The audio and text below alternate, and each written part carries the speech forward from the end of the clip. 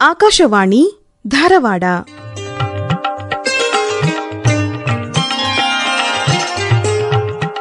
ಕೇಳುಗರಿಗೆಲ್ಲ ನಮಸ್ಕಾರ. ಇಂದಿನ ಕಾರ್ಯಕ್ರಮದಲ್ಲಿ ಸ್ತ್ರೀ ಆರೋಗ್ಯ ಹಾಗೂ ಪ್ರಸೂತಿ ತಜ್ಞ, ಸಾಹಿತ್ಯ ಹಾಗೂ ಪರಿಸರ ಪ್ರೇಮಿ ಡಾಕ್ಟರ್ ಸಂಜೀವ್ ಕುಲಕರ್ಣಿ ಅವರೊಂದಿಗೆ ಆತ್ಮೀಯ ಮಾತು. ಇವರೊಂದಿಗೆ ಮಂಜುಳಾ ಪುರಾಣಿಕ್.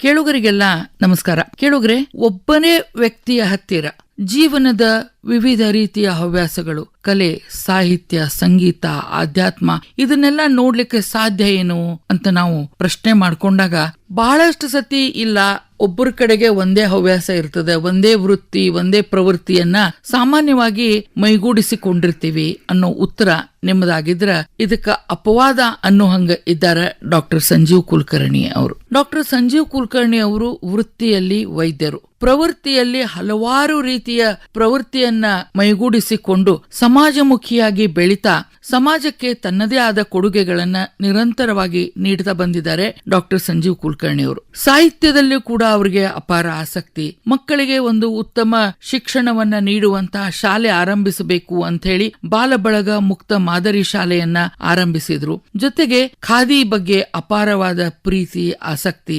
ಮತ್ತ ನಮ್ಮ ಸಮಾಜದಲ್ಲಿ ನಾವು ಅನಿಷ್ಟ ಪದ್ಧತಿ ಅಂತೇನು ಈ ಜಾತಿ ಪದ್ಧತಿ ಅಂತೀವಿ, ಅದರ ವಿರೋಧಿಯಾಗಿ ಕೂಡ ಅವರು ಜೀವನವನ್ನ ನಡೆಸ್ಕೊಂಡು ಬಂದವರು. ಪರಿಸರ ಪ್ರೇಮಿ, ತಮ್ಮದೇ ಆದ ಸುಮನ ಸಂಗಮ ಕಾಡು ತೋಟವನ್ನ ಇಟ್ಕೊಂಡು ಅಲ್ಲಿ ಸಾವಯವ ಕೃಷಿಗಳ ಮೂಲಕ ಅವರು ಹೆಸರನ್ನ ಕೂಡ ಮಾಡಿದ್ದಾರೆ. ಇವರ ಈ ಬಹುಮುಖ ಪ್ರತಿಭೆಯನ್ನ ಅನಾವರಣಗೊಳಿಸಬೇಕು, ನಿಮಗೂ ಕೂಡ ಇವರ ಬಹುಮುಖ ಪ್ರತಿಭೆಯ ಆಸಕ್ತಿಯ ಅಭಿರುಚಿಯನ್ನ ಕೇಳಿಸಬೇಕು ಅನ್ನೋ ದೃಷ್ಟಿ ಒಳಗ ಇವತ್ತು ನಾವು ನಮ್ಮ ಸ್ಟುಡಿಯೋಕ್ಕ ಡಾಕ್ಟರ್ ಸಂಜೀವ್ ಕುಲಕರ್ಣಿ ಅವರನ್ನ ಆಹ್ವಾನಿಸಿದ್ದೀವಿ. ನಮಸ್ಕಾರ ಡಾಕ್ಟರ್ ಸಂಜೀವ್ ಕುಲಕರ್ಣಿ ಅವರು. ನಮಸ್ಕಾರ ಡಾಕ್ಟರ್, ಹೆಚ್ಚು ಜನಕ್ಕೆ ತಾವು ಪರಿಚಿತ ಆಗಿರೋದು ತಾವು ವೈದ್ಯರಾಗಿ. ಸಾಕಷ್ಟು ಮಹಿಳೆಯರಿಗೆ ಹೆರಿಗೆಯ ಮೂಲಕ ಆರೋಗ್ಯವಂತ ಶಿಶುವನ್ನ ಅವರ ಮಡಿಲಿಗೆ ಹಾಕಿ ಮಹಿಳೆ ಒಂದು ತಾಯ್ತನದ ಸುಖವನ್ನ ಆನಂದಿಸೋದಕ್ಕೆ ತಾವು ಕಾರಣೀಭೂತರಾಗಿದ್ದವರು. ವೈದ್ಯರಾಗಿದ್ದು ಕೂಡ ಬಹಳಷ್ಟು ಹವ್ಯಾಸಗಳನ್ನ, ಪ್ರವೃತ್ತಿಗಳನ್ನ ಮೈಗೂಡಿಸಿಕೊಂಡಿದ್ದೀರಲ್ಲ, ಹೇಗೆ ಅಂತ ಉತ್ತರಿಸೋದು ಕಷ್ಟ. ಆದರೆ ಬಹಳ ಸಣ್ಣವನಿದ್ದಾಗಿನಿಂದ ಅಂತ ಅನ್ಬೋದು. ಅದರೊಳಗೂ ಮುಖ್ಯವಾಗಿ ನಾನೇನು MBBS ಕಲಿಯೋ ಸಲುವಾಗಿ ಹುಬ್ಬಳ್ಳಿಯ KMCಗೆ ಬಂದು ಆವಾಗಿನಿಂದನೂ ವಿದ್ಯಾಭ್ಯಾಸದ ಜೊತೆಗೇನೆ ಅದು ನಾಟಕದ ವಿಷಯ ಇರಬಹುದು, ಸಾಹಿತ್ಯದ ರಚನೆ ಇರಬಹುದು, ಇಂಥ ಹವ್ಯಾಸಗಳನ್ನ ನಾನು ಮೈಗೂಡಿಸಿಕೊಂಡು ಬಂದದ್ದು ಹೌದು. ಅಂದ್ರೆ ಅವಾಗ್ನಿಂದನೇ ಈ ತರ ಬೇರೆ ಬೇರೆ ಹವ್ಯಾಸಗಳನ್ನ ತಿಳ್ಕೋಬೇಕು, ಮಾಡ್ಬೇಕು ಅನ್ನೋ ಒಂದು ಆಸೆ ತಮ್ಮೊಳಗೆ ಚಿಗುರು ಹೊಡೆದಿತ್ತು ಅಂತ ಹೇಳ್ತೀರಿ. ಹೌದು. ಈಗ ವೈದ್ಯರಾಗಿ ಎಷ್ಟು ವರ್ಷ ಸೇವೆಯನ್ನ ಸಲ್ಲಿಸಿದ್ರಿ? ನಾನು ಹೆರಿಗೆ ಮತ್ತು ಸ್ತ್ರೀ ಆರೋಗ್ಯ ತಜ್ಞನಾಗಿ ಧಾರವಾಡದಲ್ಲಿ 35 ವರ್ಷಗಳ ಕಾಲ ವೃತ್ತಿ ಜೀವನ ಮಾಡಿದೆ. ಈ ಇದರಲ್ಲಿ ನಾವು ನೋಡ್ಕೊಂಡು ಬಂದ್ರೆ ಡಾಕ್ಟ್ರೆ, ಮೊದಲು ಮಹಿಳೆಯ ಒಂದು ಜೀವನ ಶೈಲಿಯನ್ನ ನಾವು ನೋಡಿದಾಗ ಅವಳು ಕುಟ್ಟುದು, ಬೀಸುದು, ನೀರು ಎಳೆಯೋದು, ಅಂದ್ರೆ ಸಾಕಷ್ಟು ಚಟುವಟಿಕೆಯಿಂದ ಜೀವನವನ್ನ ಮಾಡ್ಕೊಂಡು ಬಂದಂತ ಮಹಿಳೆಯ ಒಂದು ಆರೋಗ್ಯ ಇವತ್ತಿನ ಮಹಿಳೆಯ ಆರೋಗ್ಯಕ್ಕೆ ನೋಡಿದ್ರೆ ಒಬ್ಬ ವೈದ್ಯರಾಗಿ ತಮ್ಗೇನು ಒಂದು ವ್ಯತ್ಯಾಸ ಕಂಡು ಬರ್ತದಂತೀರಿ? ಮುಖ್ಯವಾಗಿ 3 ಅಂಶಗಳನ್ನ ನಾನು ಹೇಳಬಲ್ಲೆ. ಮೊದಲನೇದ್ದು ಶರೀರ ಶ್ರಮ ಗಣನೀಯವಾಗಿ ಕಡಿಮೆ ಆಗಿರೋದು. ನಾವು ಸುಖ, ಆರಾಮ ಅನ್ನೋ ಕಾರಣಕ್ಕಾಗಿ ಮೊದಲಿದ್ದಂತಹ ಜೀವನ ಶೈಲಿ ಒಳಗೆ ಸಹಜವಾಗಿ ಏನು ಶರೀರ ಶ್ರಮ ಸಿಗುತ್ತಿತ್ತೋ ಅದನ್ನು ಬಿಟ್ಟು ಇವತ್ತು ನಾವು ಹೆಚ್ಚು ಆರಾಮದಾಯಕವಾದಂತಹ ಬದುಕಿಗೆ ಬಂದಿದ್ದೀವಿ. ಶರೀರ ಶ್ರಮವನ್ನು ಬಹಳ ಕಡಿಮೆ ಮಾಡ್ಕೊಂಡು ಬಂದಿದ್ದೀವಿ. ಎರಡನೇದ್ದು, ಆವಾಗ ಈಗೊಂದು 50 ವರ್ಷದ ಹಿಂದೆ ಸಹಜವಾಗಿ ಸಿಗ್ತಾ ಇದ್ದಂತಹ ಆಹಾರ ಸಾವಯವವಾಗಿರ್ತಿತ್ತು, ಪೌಷ್ಟಿಕವಾಗಿರ್ತಿತ್ತು ಮತ್ತು ವೈವಿಧ್ಯಮಯವಾಗಿರ್ತಿತ್ತು. ಇವತ್ತು ನಾವು ಆ ರೀತಿಯ ಆಹಾರ ಪದ್ಧತಿಯಿಂದ ಹೊರಗೆ ಬಂದ್ಬಿಟ್ಟು, ಆಚೆಗೆ ಬಂದ್ಬಿಟ್ಟು ಹೆಚ್ಚು ನಿಸ್ಸತ್ವವಾದಂತಹ ಆಹಾರವನ್ನು ತಗೊಳ್ತಾ ಇದ್ದೀವಿ. ಯಾವುದಕ್ಕೆ ನಾವು ಜಂಕ್ ಫುಡ್ ಅಂತ ಹೇಳಬಹುದು, ಅಥವಾ ಪಿಷ್ಟ ಹೆಚ್ಚಿರುವಂತಹ, ಪ್ರೋಟೀನ್ ಕಡಿಮೆ ಇರುವಂತಹ ಆಹಾರವನ್ನು ನಾವು ತಗೊಳ್ತಾ ಇದ್ದೀವಿ.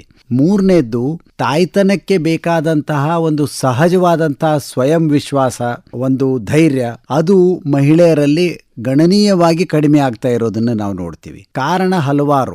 ಮೊದಲು ಮನೆಯೊಳಗೆ ಹೆರಿಗೆಗಳಾಗ್ತಾ ಇದ್ವು. 10-15 ವರ್ಷದ ಯುವತಿ ಕೂಡ ಅದನ್ನು ನೋಡ್ತಿದ್ಲು. ಈಗ ಹೆರಿಗೆಗಳ ಆಸ್ಪತ್ರೆಯೊಳಗಾಗ್ತವೆ. ಆಗ ಹೆಚ್ಚು ಮಕ್ಕಳನ್ನ ಹಡಿತಾ ಇದ್ರು ಮಹಿಳೆಯರು, ಈಗ 1-2. ಹಾಗಾಗಿ ಹೆರಿಗೆ ಅಂತ ಅನ್ನೋದು ಅದು ಬಹಳ ತ್ರಾಸದಾಯಕ, ಬಹಳ ನೋವುಂಟು ಮಾಡುವಂತಹದ್ದು. ಅನ್ನುವಂತಹ ಒಂದು ಮನೋಭಾವ ಇವತ್ತಿನ ಯುವತಿಯರೊಳಗೆ ಹೆಚ್ಚಾಗ್ಲಿಕ್ಕತ್ತಿದ್ದದೆ. ಹಾಗಾಗಿ ಈ ಬಹಳ ನೋವು ಉಂಡು ಹೆರಿಗೆ ಮಾಡಿಸ್ಕೊಳ್ಳೋದೇ ನನಗೆ ಬ್ಯಾಡಪ್ಪ, ನನಗೆ ಭಯ, ನನ್ನ ಕೈಲಿ ಆಗೋದಿಲ್ಲ ಅನ್ನುವಂತಹ ಒಂದು ನಿರ್ಣಯಕ್ಕೆ ಇವತ್ತಿನ ಯುವತಿಯರು ಬರ್ತಾ ಇರೋದನ್ನ, ಮಹಿಳೆಯರು ಬರ್ತಾ ಇರೋದನ್ನ ನಾವು ನೋಡ್ತೀವಿ. ಮತ್ತೆ ಇನ್ನೊಂದು ಡಾಕ್ಟರ್, ನನ್ಗನ್ಸೋದು ಮೊದಲು ಒಂದು ಕರೆಕ್ಟ್ ವಯಸ್ಸಿಗೆ ಮದುವೆ ಆಗ್ತಾ ಇತ್ತು, ಒಂದು 25-26 ಒಳಗಡೆ ಮಕ್ಕಳು ಆಗ್ತಿದ್ದು. ಹಂಗಾಗಿ ಮಹಿಳೆ ಒಂದು 50ರ ಆಸುಪಾಸಿಗೆ ಬರುವಾಗ ಒಂದು ಮಕ್ಕಳ ಜವಾಬ್ದಾರಿ ಹಂತಕ್ಕೆ ಅವಳು ಬರ್ತಿದ್ಲು. ಅವಳು ಒಂದು ವೃದ್ಧಾಪ್ಯವನ್ನ ಆರಾಮದಾಯಕವಾಗಿ ಕಳೀತಾ ಇದ್ಲು. ಇವತ್ತೇನಾಗಿದೆ, 50-60 ವಯಸ್ಸಿಗೆ ಹತ್ತಿರ ಬಂದ್ರೂ ಕೂಡ ಇನ್ನೂ ಮಕ್ಕಳು ಶಾಲೆ ಕಾಲೇಜಿಗೆ ಹೋಗುವಂತ ಹಂತದಲ್ಲಿದ್ದಾರೆ. ಅಂದ್ರೆ ಅವಳ ಈ ಜವಾಬ್ದಾರಿ ನಿರಂತರವಾಗಿ ನಡೆದ ಅದು ಕೂಡ ಅವಳ ಒಂದು ಆರೋಗ್ಯಕ್ಕೆ ಕಾರಣ ಆಗ್ತದೇನೋ. ಹೌದು, ನೀವು ಹೇಳೋದು ಬಹಳ ಖರೆ ಅದ. ಯಾಕಂತಂದ್ರೆ ಮೊದಲಾದ್ರೆ 18, 20, 25 ವರ್ಷಕ್ಕೆ ಮದುವೆ ಆಗಿ ಮಕ್ಕಳಾಗಿ ಬಿಡ್ತಿದ್ವು. ಈಗ ಶಿಕ್ಷಣ ಅಂದು, ಉದ್ಯೋಗ ಅಂದು, ಕರಿಯರ್ ಅಂತ ಅಂದ್ಕೊಂಡ್ಬಿಟ್ಟು ತಾಯಿಯಾಗುವ ವಯಸ್ಸು ದಿನೇ ದಿನೇ ತಡ ಆಗ್ಲಿಕ್ಕತ್ತಿದ್ದದ. ಹಾಗೂ ಅದರ ಪರಿಣಾಮಗಳನ್ನ ಮಹಿಳೆ ತಡ ವಯಸ್ಸಿನೊಳಗಿನ ತನಕನೂ ಅನುಭವಿಸ್ಬೇಕಾಗ್ತದೆ. ಅದು ಅವಳ ಮಾನಸಿಕ ಆರೋಗ್ಯದ ಮೇಲೆ ಕೂಡ ಬಹಳ ದೊಡ್ಡ ಪರಿಣಾಮವನ್ನು ಬೀರ್ತದೆ. ಹೌದು, ಯಾಕಂದ್ರೆ ನಾವು ನಮ್ಮ ತಾಯಿ, ಅಜ್ಜಿ ಇವರನ್ನ ನೋಡ್ತಿದ್ರೆ ಅವರು ಸದೃಢಕಾಯರಾಗಿದ್ರು. ಅಂದ್ರ ಒಂದು 50-55 ಜವಾಬ್ದಾರಿಯನ್ನ ಕಳ್ಕೊಂಡ್ಬಿಟ್ಟಿರ್ತಿದ್ರು. ಈಗಿನ ಮಹಿಳೆಯರು ಅವಾಗ್ಲೂ ಕೂಡ ಒಂದು ಟೆನ್ಷನ್ ಲೈಫ್ನೇ ಲೀಡ್ ಮಾಡ್ತಾ ಇದ್ದಾರೆ ಅಂತ ಅನಿಸ್ತದೆ. ಹೌದು ಹೌದು. ಈಗ ಡಾಕ್ಟರ್, ವೈದ್ಯರಾಗಿ ತಮ್ಮ ವೃತ್ತಿಯನ್ನ ಬಹಳ ಯಶಸ್ವಿಯಾಗಿ ತಾವು ಮಾಡಿ ಈಗ ಸ್ವಯಂ ನಿವೃತ್ತಿಯನ್ನ ಪಡ್ಕೊಂಡಿದ್ದೀರಿ. ಶಿಕ್ಷಣ ಕ್ಷೇತ್ರದಲ್ಲಿ ತಮಗ ಅಪಾರ ಆಸಕ್ತಿ. ಅದರ ಫಲಶ್ರುತಿ ಅಂತಂದ್ರೆ ಬಾಲ ಬಳಗದಂತ ಮುಕ್ತ ಶಾಲೆ. ಇದನ್ನ ಶುರು ಮಾಡ್ಬೇಕಂತ ಯಾಕೆ ಅನಿಸ್ತು? ಅದೇನಾಯ್ತು ಅಂತಂದ್ರೆ, ನನಗೆ ಓದುವ ಹವ್ಯಾಸ. ನಮ್ಮ ಮಗ, ನಾವು ಅವನನ್ನು ಮಿಂಚು ಅಂತ ಕರಿತೀವಿ, ಅವನ ಹೆಸರು ಚೈತನ್ಯ ಶರೀಫ ಅಂತ. ಅವನು 2-2.5 ವರ್ಷದವನಿದ್ದಾಗ ಈ ಓದು ಹವ್ಯಾಸದ ರೂಪದೊಳಗೆ ನಮಗೆ ಶಿಕ್ಷಣದ ಕುರಿತಾಗಿ ಓದಲಿಕ್ಕೆ ಕೆಲವು ಪುಸ್ತಕಗಳು ಸಿಕ್ಕು. ಅದು ಜಪಾನ್ ಮೂಲದ ತೊತ್ತೋಚಾನ್ ಆಗಿರ್ಬೋದು, ಗುಜರಾತಿ ಮೂಲದ ದಿವಾ ಸ್ವಪ್ನ ಆಗಿರ್ಬೋದು, ಹೀಗೆ ಅನೇಕ ಪುಸ್ತಕಗಳು ಓದ್ಲಿಕ್ಕೆ ಸಿಕ್ಕು. ಆವಾಗಿನಿಂದ ನಾವು ವಿಚಾರ ಮಾಡ್ಲಿಕ್ಕತ್ವಿ, ನಮ್ಮ ಮಗನನ್ನ ಈ ಸದ್ಯದ ಏನು ಮಾದರಿ ಇದೆಯೋ, ಸಿದ್ಧ ಮಾದರಿ, ಅಂತ ಶಾಲೆ ಕಳಿಸೋದು ಬೇಡ ಅಂತ. ಆದ್ರೆ ನಮ್ಮ ಎದುರಿಗೆ ಯಾವುದೇ ಒಂದು ನೀಲನಕ್ಷೆ ಇರಲಿಲ್ಲ, ಒಂದು ಯೋಜನೆ ಅನ್ನೋದಿರ್ಲಿಲ್ಲ. ಆದ್ರೆ ತೀರಾ ಸಹಜ ಅನ್ನೋ ರೀತಿಯೊಳಗನೆ ಕೇವಲ ನನ್ನ ಮಗನನ್ನು ಹಿಡ್ಕೊಂಡು 3 ಪುಟಾಣಿ ಮಕ್ಕಳಿಂದ ಶುರುವಾಗಿ, 3 ವರ್ಷದ ಮಕ್ಕಳಿಂದ ಒಂದು ಶಿಶುವಿಹಾರವಾಗಿ ಬಾಲ ಬಳಗ ಶುರು ಆಗಿಬಿಡ್ತು. ಆ ಪುಸ್ತಕಗಳ ಪ್ರೇರಣೆ ಪಡ್ಕೊಂಡ್ಬಿಟ್ಟು, ಅಂದ್ರೆ ಮಗು ಸ್ನೇಹಿ ಶಿಕ್ಷಣ ಹೇಗಿರ್ಬೇಕು, ಒತ್ತಡ ರಹಿತ ಶಿಕ್ಷಣ ಹೇಗಿರ್ಬೇಕು ಅಂತ. ಅದು ಶುರು ಆಗಿದ್ದು 3 ಮಕ್ಕಳಿಂದ. ವರ್ಷದಿಂದ ವರ್ಷಕ್ಕೆ ಬೆಳೀತಾ ಬೆಳೀತಾ ದೊಡ್ಡದಾಗ್ತಾ ಈಗ 220 ಮಕ್ಕಳಿರುವಂತಹ ಮತ್ತು ಕರ್ನಾಟಕ ವಿಶ್ವವಿದ್ಯಾಲಯದ ಸಮೀಪವೇ ಅತ್ಯಂತ ಮಗು ಸ್ನೇಹಿ ಮತ್ತು ಪರಿಸರ ಸ್ನೇಹಿ ಶಾಲಾ ಆವರಣವನ್ನು ಹೊಂದಿರುವಂತಹ ಒಂದು ಅನುಭವಾತ್ಮಕ ಸಮಗ್ರ ಶಿಕ್ಷಣದ ಪ್ರಯೋಗ ಅಂತ ಅನ್ನಿಸಿಕೊಳ್ಳುವಷ್ಟು ದೊಡ್ಡ ಮಟ್ಟಿಗೆ ಅದು ಬೆಳೆದಿದ್ದದೆ. ಈಗ ನಾವು ಸಾಮಾನ್ಯ ಶಾಲೆಗಳನ್ನ ನೋಡ್ತಾ ಇರ್ತೀವಿ. ಅಲ್ಲಿ ಇರುವಂತಹ ವಾತಾವರಣಕ್ಕೂ ಅಲ್ಲಿ ಕಲಿತಾ ಇರುವಂತಹ ಮಕ್ಕಳ ಒಂದು ಬೆಳವಣಿಗೆಯನ್ನ ನಾವು ನೋಡಿದಾಗ ಈ ಬಾಲಬಳಗ ಶಾಲೆ ನೀವು ಹೇಳಿದಂಗೆ ಬಹಳ ವಿಭಿನ್ನ ರೀತಿಯಲ್ಲಿ ಕಾರ್ಯನಿರ್ವಹಿಸ್ತಾ ಇದೆ. ಇಲ್ಲಿ ಮಕ್ಕಳು ಆಡ್ತಾನೆ ಅಭ್ಯಾಸವನ್ನ ಕಲಿತಾ ಇದ್ದಾರೆ. ಅಂದ್ರೆ ಅವು ಸ್ಟ್ರೆಸ್ ಫ್ರೀ ಎಜುಕೇಶನ್ ಅನ್ನ ಪಡಿತಾ ಇದ್ದಾರೆ ಅಂತ ನಾವು ಹೇಳ್ಬೇಕು. ಈ ಒಂದು ಕಾನ್ಸೆಪ್ಟ್ ತಮಗೆ ಹೆಂಗೆ ಬಂತು? ಅಂದ್ರೆ ಬೇರೆ ಮಕ್ಕಳಿಗಿಂತ ಇದನ್ನ ಭಿನ್ನವಾಗಿನೇ ಇರಬೇಕು, ಇಲ್ಲಿ ಮಕ್ಕಳು ಒತ್ತಡ ರಹಿತರಾಗಿ ಇರಬೇಕು, ಆರಾಮಾಗಿ ಕಲಿಬೇಕು, ಮತ್ತೆ ಪಾಠದ ಜೊತೆಗೆ ಪಠ್ಯೇತರ ಚಟುವಟಿಕೆಗಳನ್ನು ಮೈಗೂಡಿಸಿಕೊಳ್ಬೇಕು. ಈ ಎಲ್ಲ ಕಲ್ಪನೆಗಳನ್ನ ಹೇಗೆ ಮೈಗೂಡಿಸ್ಕೊಂಡ್ರಿ ಸರ್? ಒಂದು, ನಾನು ವೈದ್ಯನಾಗಿದ್ದು ಆ ವೈದ್ಯಕೀಯ ಜ್ಞಾನ ನನಗೆ ಬಹಳ ಸಹಾಯ ಮಾಡಿತು. ವೈದ್ಯಕೀಯ ಜ್ಞಾನ ಇವತ್ತು ಬಹಳ ಸ್ಪಷ್ಟವಾಗಿ ಏನ್ ಹೇಳ್ತದ ಅಂತಂದ್ರೆ, ಮಕ್ಕಳು ತಮ್ಮ ಬಾಲ್ಯವನ್ನ ಸಂತೋಷದಿಂದ ಕಳಿಬೇಕು, ಎಷ್ಟು ಒತ್ತಡ ರಹಿತವಾಗಿ. ಅದು ಶಿಶುವಿಹಾರದಿಂದ 7 ವರ್ಷದ ತನಕ, 8 ವರ್ಷದ ತನಕ ಏನು ಆ ಶೈಶವ ಅಂತ ನಾವು ಕರಿತೀವಿ, ಬಾಲ್ಯ ಅಂತ ಕರಿತೀವೋ, ಅದನ್ನು ಎಷ್ಟು ಸಂತೋಷದಿಂದ ಕಳಿತಾರೋ, ಎಷ್ಟು ಒತ್ತಡ ರಹಿತವಾಗಿ ಕಳಿತಾರೋ, ಎಷ್ಟು ಸ್ವತಂತ್ರವಾಗಿ ಆಡಾಡ್ತಾ ಕಳಿತಾರೋ, ಅಷ್ಟು ಅವರಿಗೆ ಅವರು ದೊಡ್ಡವರಾದ ಬಳಿಕ, ಮಧ್ಯ ವಯಸ್ಸಿಗೆ ಬಂದ ಬಳಿಕ ಅವರಿಗೆ ಜೀವನ ಶೈಲಿ ಕಾಯಿಲೆಗಳು ಬರೋದು ಬಹಳ ಕಡಿಮೆ ಇರ್ತದೆ ಅಂತ. ಅದು ಸಕ್ಕರೆ ಕಾಯಿಲೆ ಇರಬಹುದು, ಬ್ಲಡ್ ಪ್ರೆಷರ್ ಇರಬಹುದು, ಕ್ಯಾನ್ಸರ್ ಇರಬಹುದು, ಅಲ್ಲಿ ಹಲವಾರು ಕಾಯಿಲೆಗಳು ಮುಂದೆ ಆಗಬಹುದಾದದ್ದು.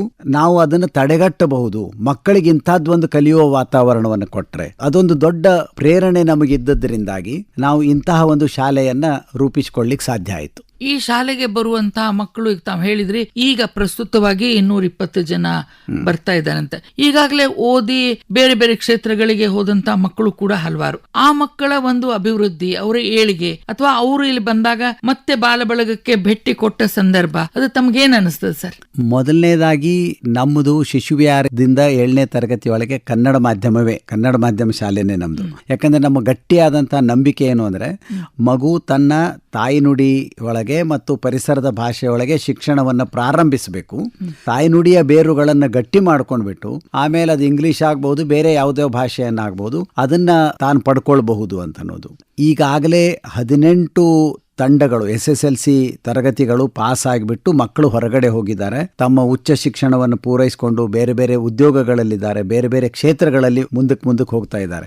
ವಕೀಲರಾದವರು, ವೈದ್ಯರಾದವರು, ಕಂಪ್ಯೂಟರ್ ಸೈಂಟಿಸ್ಟ್ ಆದವರು, ಅಥವಾ ಸಂಗೀತ ಕ್ಷೇತ್ರ, ನೃತ್ಯ ಕ್ಷೇತ್ರವನ್ನೇ ಆರಿಸಿಕೊಂಡವರು, ಬಹಳ ವಿಭಿನ್ನವಾದಂಥ ಕ್ಷೇತ್ರಗಳಲ್ಲಿ ಹೋದವರಿದ್ದಾರೆ. ಆದರೆ ನಾವು ಕಾಣೋ ಒಂದು ಮುಖ್ಯವಾದಂಥ ಸಂಗತಿ ಏನಂದ್ರೆ, ನಮ್ಮ ಶಾಲೆಯೊಳಗೆ ಕಲಿತು ಹೋದಂಥ ಮಕ್ಕಳು ಒಂದು ಬಹಳ ಸ್ವಯಂ ವಿಶ್ವಾಸದ ವ್ಯಕ್ತಿಗಳಾಗಿರ್ತಾರೆ. ತಮ್ಮ ಬದುಕಿನ ನಿರ್ಣಯಗಳನ್ನು ತಾವು ತೆಗೆದುಕೊಳ್ಳುವಷ್ಟು ಅವರು ಸದೃಢರಾಗಿರ್ತಾರೆ, ಬಹಳ ಸಹಾಯ ಮನೋಭಾವದವರಾಗಿರ್ತಾರೆ ಮತ್ತು ಸಾಮಾಜಿಕ ಜವಾಬ್ದಾರಿಯನ್ನು ತಿಳ್ಕೊಂಡವರಾಗಿರ್ತಾರೆ. ಆ ಒಂದು ದೊಡ್ಡ ಸಮಾಧಾನ ನಮಗಿದೆ, ಇಂತಹ ಮಕ್ಕಳನ್ನ ನಾವು ತಯಾರು ಮಾಡ್ತಾ ಇದ್ದೀವಿ ಅಂತ ಹೇಳಿ. ನಿಜ. ಈಗ ಎಷ್ಟೊಂದು ಮಕ್ಕಳನ್ನ ನಾವು ಪ್ರಸ್ತುತವಾಗಿ ನೋಡಿದಾಗ ಅವರಲ್ಲಿ ಆತ್ಮವಿಶ್ವಾಸದ ಕೊರತೆ ಇರ್ತದೆ. ಯಾವುದೇ ಒಂದು ನಿರ್ಣಯವನ್ನ ಕೈಗೊಳ್ಳಬೇಕಾದಾಗ ಅವ್ರಿಗೆ ಸ್ವಯಂ ನಿರ್ಣಯ ತಗೊಳ್ಳಿಕ್ಕೂ ಕೂಡ ಅಸಮರ್ಥರಾಗಿರ್ತಾರೆ. ಅಂತದ್ರಲ್ಲಿ ನಿಮ್ಮ ಮಕ್ಕಳು ಇದರಲ್ಲಿ ವಿಶೇಷ ಪ್ರಾವೀಣ್ಯತೆಯನ್ನ ಪಡ್ಕೊಂಡಾರ ಅಂತ ಹೇಳ್ತೀರಿ ತಾವು. ಹೌದು. ಈಗ ಡಾಕ್ಟರ್ ಸಂಜೀವ್ ಕುಲಕರ್ಣಿ ಅವರೇ, ಕೃಷಿ ಮತ್ತು ಪರಿಸರ ಇವು ಕೂಡ ನಿಮ್ಮ ಜೀವನದ 2 ಅವಿಭಾಜ್ಯ ಅಂಗಗಳು. ಕೃಷಿ ಮತ್ತು ಪರಿಸರ, ಇದ್ರ ಬಗ್ಗೆ